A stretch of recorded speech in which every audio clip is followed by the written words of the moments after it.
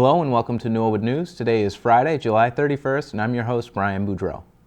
Earlier this week, the fire department was made aware of a working fire on the porch of a house on the corner of Manhattan and Pleasant Street. The fire was originally reported to dispatch by police officer Kevin McDonough, who noticed the fire out on his patrol. For more details on the fire and rescue, we toss it to the Public Safety Building. On Tuesday, the Norwood Fire Department received a phone call from a Norwood police officer for residents a few doors down from the Public Safety Building with a porch on fire. Police officer Kevin McDonough is the one that called that fire in. As I was traveling west on Manhattan Street, to my right, I observed some flames and smoke coming up from the front porch at 113 Manhattan Street. At that time, I immediately radioed to dispatch to send fire for a working fire. Pulled over to the side of the road, and I escorted a female party by the front entrance away from the flames. And shortly thereafter, Norwood Fire arrived on scene and began working to knock down the fire. And we provided coverage and detoured traffic as they handled the flames, and they did an outstanding job. I signed off with heavy fire conditions coming from the front of the house. There was a family. Most of the family had gotten out of the house at the time, but there was still one occupant inside. The ladder truck crew was able to perform what we call a primary search, and during that primary search found an occupant on the second floor, was able to assist him out under fire conditions. We ended up pulling 2 hose lines, one to knock down the heavy fire in the exterior of the house, and then also one for the inside to help protect the rescue that was going on, and also for exposures to the inside of the house. We were tasked with conducting a primary search from Captain Bent. During our primary search on the first floor, we found fire had extended into the first floor, was extending into the second floor. During our search, we located a victim on a stairwell. We were able to quickly assist him out before continuing with our primary search. At that time, fire had extended to the first and second floor. We were assisted by the other crews in extinguishing that fire. Thank you to all the firefighters and to Officer McDonough. In February of 2019, a culvert that runs under Dean Street collapsed, causing a section of the road to be shut down. Since that time, the DPW has applied for state grants and gone through the planning phase of fixing the culvert. Monday, construction began, and Mark Ryan explains how this will affect the commute for Norwood residents. I'm standing at the site of the Dean Street Bridge replacement project. This project came about when in February of 2019, a portion of the bridge failed and collapsed.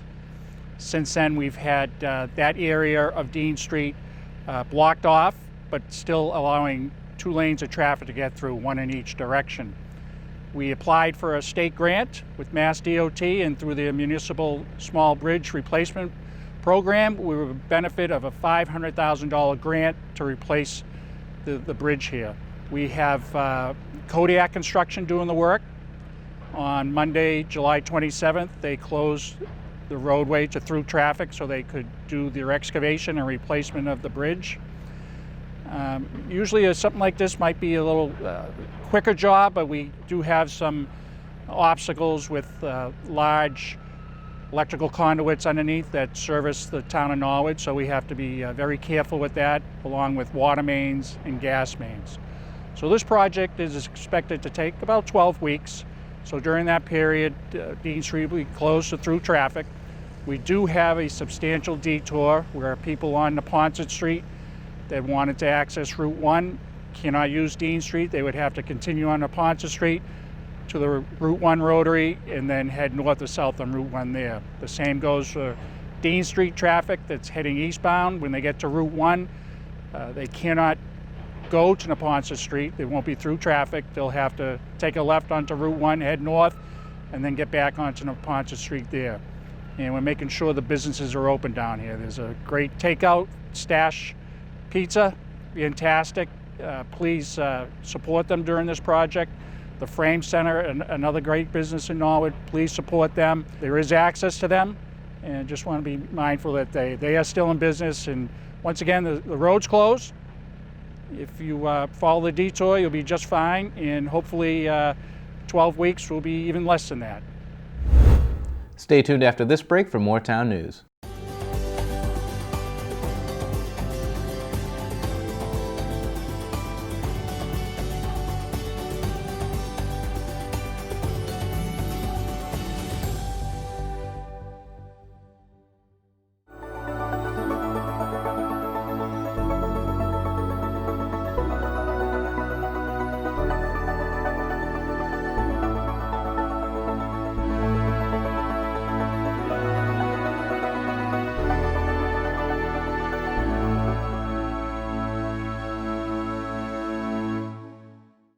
Welcome back. Monday, August 3rd, the Norwood Memorial Library will be reopening for inside browsing. Although services will be limited inside of the library, Director Charlotte Kennelly is excited to be reopening. We're very excited to say that we are opening for very limited services on Monday, August 3rd. We'll be open from 9:30 to 12:30 for very limited browsing, pickup of reserve materials, and other uses of computers and devices. However, seating is limited and the visits are allowed are only 20-minute visits and only 30 people in the library besides staff at any one time. Notary appointments and passport appointments continue, and you can write to me at norwood@minlib.net in order to make those appointments. Notary documents are limited strictly to 2 to 3 per visit. You can visit the children's room, but each group must be 2 people or under. There are no toys or play areas available. It's for browsing for books or talking with our children's librarians. The Department of Health has given us strict guidelines. We will all be wearing masks, and everyone in the library must wear a mask. Hand sanitizer and other cleaning supplies are available so we can keep your visits safe. We ask that you enter the library where we will have a greeter who will tell you about all the limited services, and then you will be directed with arrows to pick up your returns or go to other areas of the library to find materials that you wish to check out. All at-risk patrons and seniors are welcome to come on Tuesdays and Thursdays between 8:30 and 9:30 a.m. Curbside pickup will still be available on weekdays between the hours of 1:30 and 4:30, and appointments need to be made for that service. If you have any questions or are looking for more reopening information, visit the library's website at norwoodlibrary.org. Town Manager Tony Mazzucco is back on Norwood News this week to provide up-to-date information regarding the flood grant remediation program and what town buildings are set to reopen soon. Hi folks, General Manager Tony Mazzucco coming to you with some weekly updates. You'll notice some traffic delays on Dean Street as we begin work on the Dean Street Bridge. Work is expected to take between 12 and 14 weeks, but we'll finally be able to put the work on Dean Street behind us after that. So please pay attention for some detours on Dean Street, and please, some of the businesses that you access through Dean Street, continue to visit those businesses if you can. You'll notice a lot of work going on downtown as we're resurfacing all of the municipal parking lots in the downtown area, as well as the senior center parking lot. The senior center lot was finished up earlier this week, and the downtown lot work will continue for a few more weeks and will be finalized when we do the town hall lot and the town hall extension lot. But look out for those new lots in the downtown area. The library will be opening on August 3rd for in-library browsing. So we're very excited to have the library back up and running. Please pay attention to the library's website for specific details. There'll be hours for those with compromised immune systems, as well as limited hours overall until we get fully up and running. But we're looking forward to being able to go back into the library and read and select some of our favorite books. The Senior Center will also be opening soon for, again, limited services to start, but we're happy that we're finding ways for seniors to get back into the Senior Center and to begin gathering and enjoying the Senior Center again. And the same is true also for the Civic. On a very limited basis, the workout room is now going to be open at the Civic. It's by registration only, so give the Civic a call or check out their website if you have any further questions about using the workout room at the Civic. We're still on schedule for Town Hall to open up come the week after Labor Day. We're waiting to get the elevator repaired at Town Hall so that the building will be fully accessible, but we're looking forward to be backing up and running and opening just after Labor Day. As everyone knows, on June 28th, the community suffered devastating flooding that destroyed Norwood Hospital and caused substantial damage to many homes and many commercial businesses throughout town. Our flood damage grant remediation program is going live, and we're conducting site visits this week and should finish the site visits up by early next week, and then we'll be able to get aid out to some families who suffered extensive damage in the flood grant program. Stay tuned on the town's website and through our social media sites for updates, but we're looking to do everything we can do to help those damaged by the flood. If you know of neighbors or friends who were impacted by the flood, offer to lend them a hand if you can, because we know that there were hundreds of families affected by the flood and millions of dollars worth of residential and commercial damage on top of the hospital. But we're here to help, and if you're still struggling or having trouble, please either give the manager's office a call or give our citizen call center a ring, and we'll do everything we can do to help you out. Finally, I just want to close with some updates on COVID. I want to encourage everyone to continue wearing masks. We know they can be challenging at times, but wearing masks allows us to keep the freedoms that we have. Continue to wash your hands. Wear your mask above the nose. Continue to wash your hands, and please try to avoid large gatherings, in particular large social gatherings. What we're seeing with community spread of COVID is that it's mainly happening in large gatherings. We're not seeing it from people going into restaurants or going into retail stores or going into the grocery store, which people are doing a great job of keeping their masks on, keeping their hands washed, and keeping their distance when they can. So I want to encourage everyone, please continue to wear your masks, continue to wash your hands, continue to practice social distancing when you can, and if possible, avoid large social gatherings, or please practice good safety measures when you attend those large social gatherings. That's where we're seeing a lot of the spread, and we want to keep our numbers low so we can keep the community open, keep the economy going, and keep enjoying this community that we all love so much. Norwood's doing a great job, so everyone keep up the great work, and remember, wear your mask. Thanks, Tony. Last week, the Norwood Food Pantry was surprised with a large donation from a member of the community. Susan Jacobs Marshalsea held an event to raise not only money, but collect a substantial amount of food for the pantry. I had a celebration of 125 years being in the plumbing business. Jacobs Plumbing started in 1895, and with the celebration, I decided to make the beneficiary Norwood Food Pantry. For 3 months, I delivered paper bags to customers, friends, family. When they were ready to be picked up with food donations, I picked them up and I stored them in my living room for the time being. When volunteers at the pantry learned about the generous donation, they were taken back. Recently, a group of Norwood Food Pantry volunteers met at Sue's house, and we loaded up their vehicles with over 2,000 pounds of food. This was an astronomical amount of food for the food pantry to receive, and we were extremely grateful for that. Marshalsea thought it was very important to give back to this important organization in town. The celebration was in memory of my sister Laurie, who passed away 7 years ago, and I used to do the haunted driveway for 4 or 5 years, and that was also for the food pantry. Admission to the driveway was food.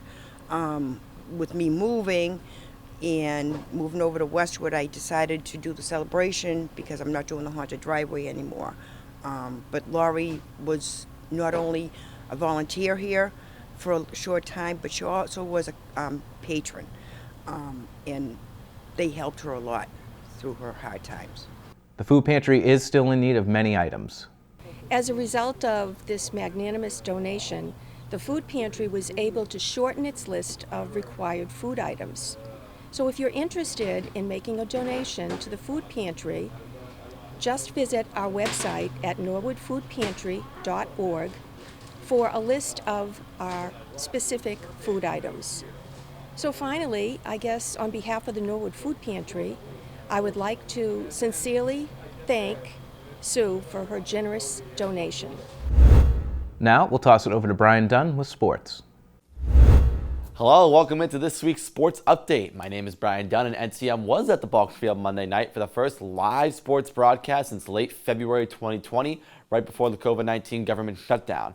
And it was a fight to the finish, absolutely. MIBL baseball action between Norwood and top-ranked Ashland, 9-1 at the time. It was definitely a statement game for Norwood. We'll jump ahead here to the third inning. Michael Sunkar runs hard for the grounder at third and could not have been more close. As you're going to see on the replay here, it was an absolute dead tie at the base. Smudge didn't agree, of course, but of course, Ashland scores and they go down 2-0. Now bottom six, Norwood threatening George Tolman at the plate. Ball slips by the runner, scores on a wild pitch. Now Norwood only down 3-1. To the last half of the game we go. Norwood needs an answer from Cropper. Called strike three, no. Pitcher wanted it, Ashland certainly wanted it, they did not get it, and the very next pitch, Cropper takes one inside, runner on base for Norwood. Here comes Wachowski. You knew he was due for one blast, and this ball took off. It's a ball to hit deep. I don't know if he's going to get that Farrell ain't one. going to get that. He's going to get 2 at least, 3. Looks like he's got 3. Boy, hit that ball hard. Wow. A shot to deep center field sends Ashland on the chase. He comes in the third, standing RBI triple for Rob Wachowski. Of course, Ashland would get the final out of the game and seal the 3-2 victory, but it was important to note that Norwood certainly turned a corner against a highly competitive Ashland team that Monday night. We caught up with head coach Paul Spartadelis after the game to hear his thoughts. Well, it's not even this game. I'll go back to when we formed this league. When you make the mistake of saying everyone's making the playoffs, it gives you a philosophy of what you can do in the season. and you look at your team and you say, when do you want to be peaking? Right now, we have room to grow even further, and if that's the 9-1 team, we're a better club. I've always known that about Norwood kids. We're the better club, and today they beat us 4-3. Good for them. We got one more week. The playoffs start August 6th, and I'm betting the house on my guys because they haven't peaked. They're like an athlete who can still get stronger and faster, and they just lost by a run to the top team. So you do the math. I'm with my guys. And during the game, Coach Markendelic was wearing a mic, and we could hear all the highs and lows from his perspective on how the game went down. Here's a few highlights of Coach Smudge mic'd up.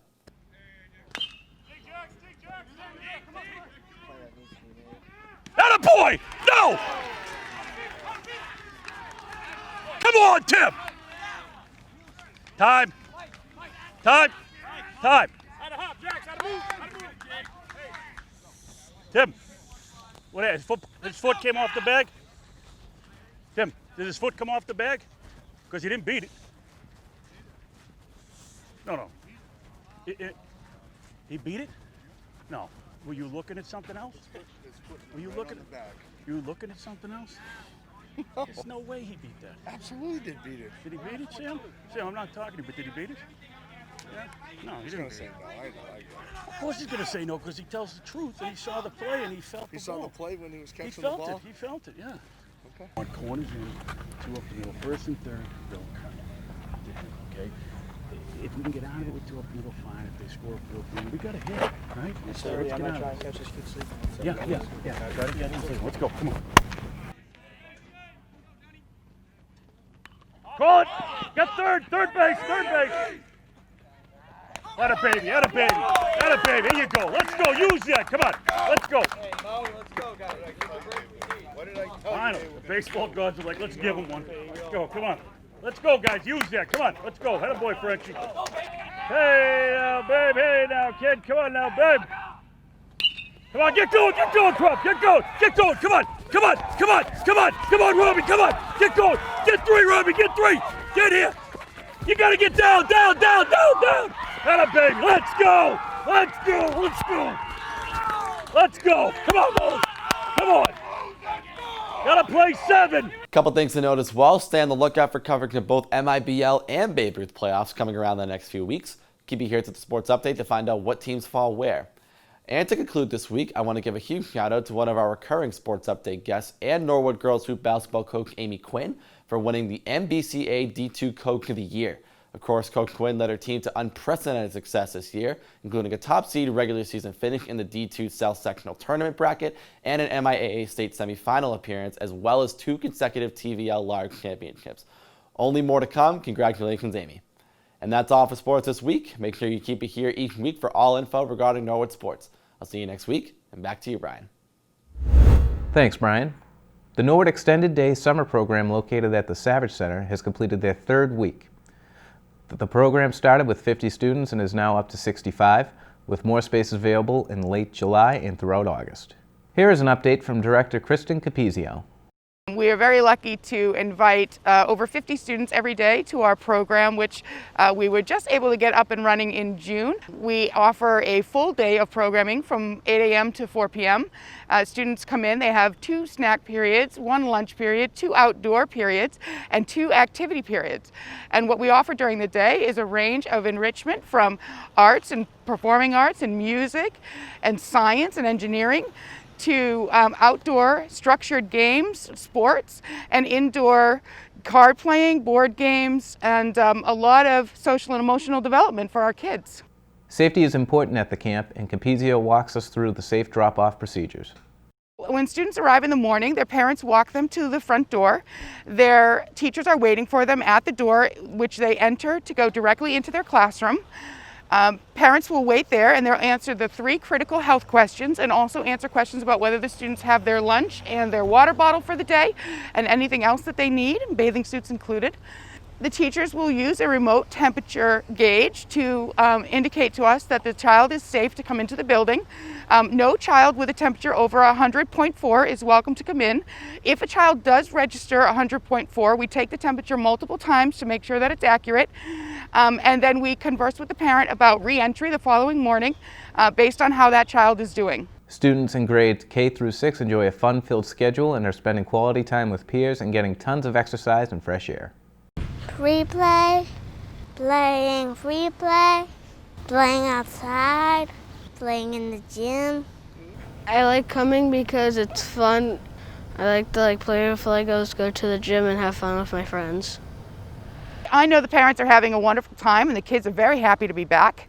We do have additional spaces at the end of July and in August as well. So if you're interested in checking out a camp for your child, or you want to learn a little bit more about ways in which your child can have some socialization opportunities before they go back to school in the fall, however that may look, we welcome you and invite you to come check out Norwood Extended Days Summer Program. You can contact me at Capezio, Capezio, at norwood.k12.ma.us. Thank you, Extended Day. It's great seeing kids being kids and enjoying their summer. In government news, Monday, the Finance Commission met to discuss one main topic: revenues and the 2021 town budget. Town Accountant Tom McQuaid and Town Treasurer Mark Good joined the meeting to present and discuss the main topic of the budget. The Commission stressed the importance of open communication between the Finance Commission, the town, and the schools. A vote was made for the Commission to start an open dialogue between the different groups. The Finance Commission will meet again in August. After meeting in executive session for 1 hour, the Board of Selectmen opened their public meeting on Tuesday night. Town Planner and Economic Development Director Paul Halkiotis appeared before the Selectmen for their approval of the Open Space and Recreation Plan. Halkiotis was also seeking approval of a conservation restriction on the St. Streets lot. The Board of Selectmen unanimously approved both items. The next Board of Selectmen meeting will be Tuesday, August 11th. Wednesday had 3 government meetings, the first of which, the Norwood Airport Commission, who held a brief 5-minute meeting. The sole agenda item was to approve the Airport Master Plan. This document will go to the Federal Aviation Administration. The plan documents several projects that the airport will be executing in the coming years, such as the primary surface reduction. The next Airport Commission has not yet been scheduled. The second meeting of Wednesday night was the Middle School Building Committee. This meeting was used to introduce Compass Project Management to the committee and the public audience.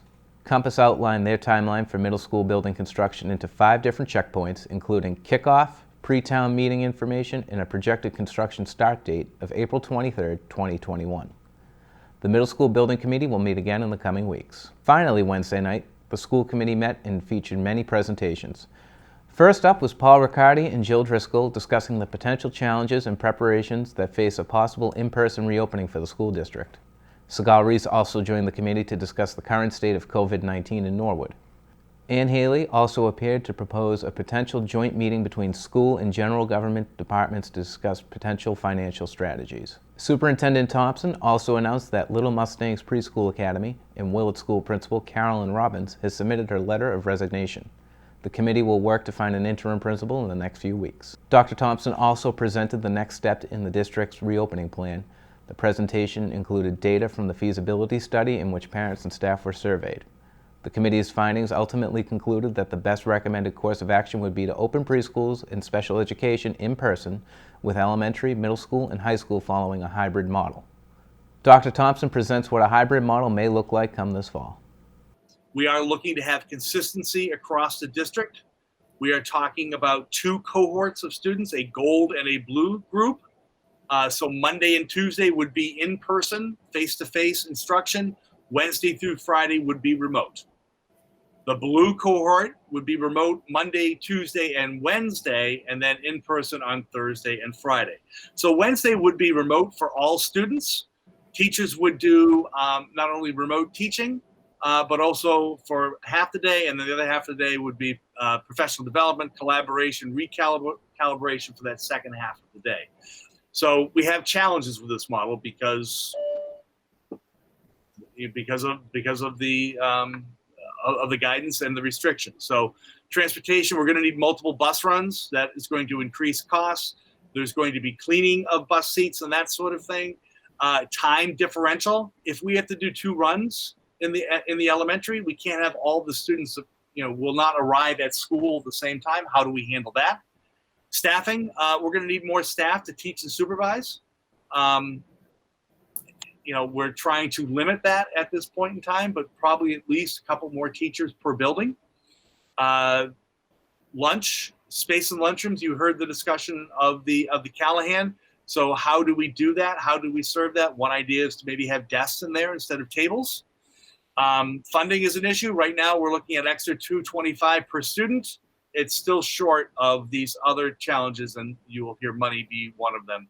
The other challenge I want to mention is the Coakley Middle School interior rooms. We did, and again, working closely with the Board of Health, looking closely at the guidance from the state. We really should not, could not, will not be using those interior rooms. And that's about 3 to 5 learning spaces we need to replicate in a way. So we are investigating options. The committee approved unanimously the report and recommendations to give to the state. The school committee will meet again next week on August 5th. For complete government coverage, tune into the NCM Government Channel or watch on demand at norwoodcommunitymedia.org. Stay tuned after this break for more town news.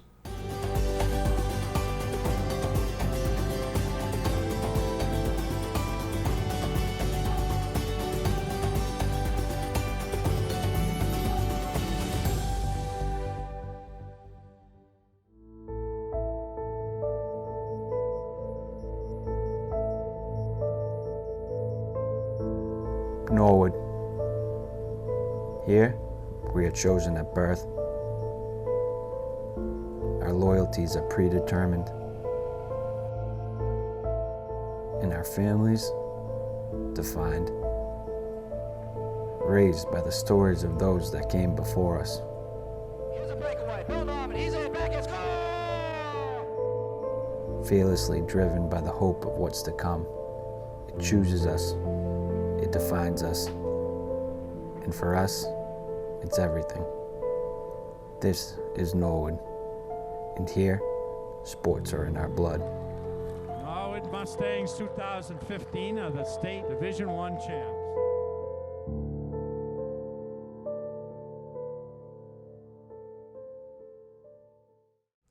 Welcome back. It was Saturday night at the Norwood Drive-In as the groups Let's Talk Norwood and the Norwood United for Peace and Justice hosted a free event at the Coakley Middle School. The idea was to bring some safe outdoor fun to residents and to also provide some educational opportunities. Here is recent NHS graduate and organizer Sada McLeod. So tonight there's going to be a drive-in movie. Everyone's bringing their cars, they're tailgating, there's concessions and everything, and we're just trying to have fun.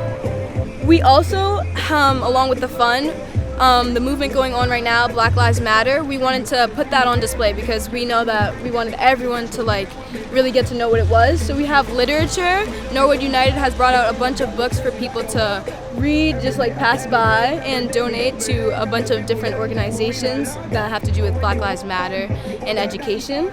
And we also have some black art that's created by alumni. So a few people is Maddie Santi Evans and Chloe Ashland, and they brought their art out, and it's all about Black Lives Matter to display. There have been earlier events in Norwood hosted by both groups. For Reverend Veronica Truel and Norwood Police School Resource Officer Jeffrey Baguma, this event provided the opportunity to watch a movie on a nice summer night, but it was much more than that. We want to just make sure that Norwood knows that we're coming together and that we're united in a lot of levels. And so this is a great night just to be out, have fun, meet new friends, see old friends, and do TikTok, take pictures and everything. So yeah, really excited. But this is one of many events that we will have, not just now, but going forward as well. Our message has always been the same, bringing all different walks together from Norwood, learning each other's names, learning each other's histories, and growing to become better, each and every person. So this event is so much more than just a movie. It's about the togetherness, as Reverend Truel said, and it's about the education and learning to respect each other and moving on from there. Sky's the limit. This was a sold-out event, and the safe concept of drive-in movies is on the rise. Organizer Katie Neal Rizzo believes that this was the best type of event during the pandemic. You know, Norwood Rec Department has done these in the summer before, and they're always so much fun.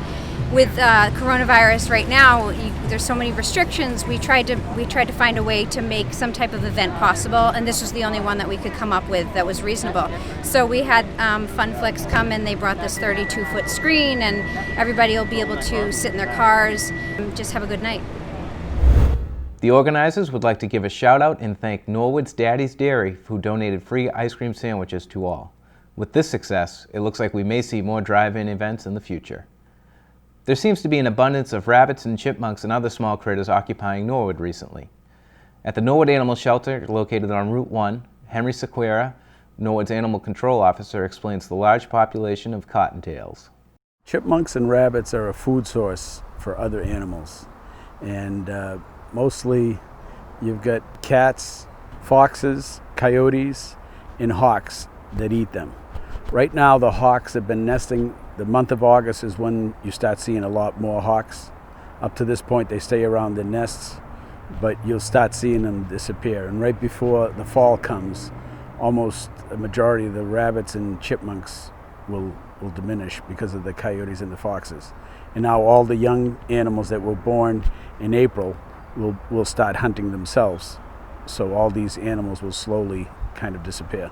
In the past few months, we've had unbelievable amount of people with their indoor-outdoor cat missing. And so the coyotes are getting a lot of the cats. So there used to be a lot more outdoor cats, which kept the population of the chipmunks down. They usually get the baby rabbits and stuff. But cats have been disappearing left and right. And we do have a huge population of coyotes in the town. So anybody that has their cat outside, it's not very long-lived. We do have quite a few coyotes, and it just because you don't live near the woods doesn't mean they're not in your area. We have them all around town. Well, that's all for Norwood News. To stay up to date with Norwood Community Media, follow us on Facebook, Twitter, and Instagram. As always, thank you so much for watching. Have a great weekend.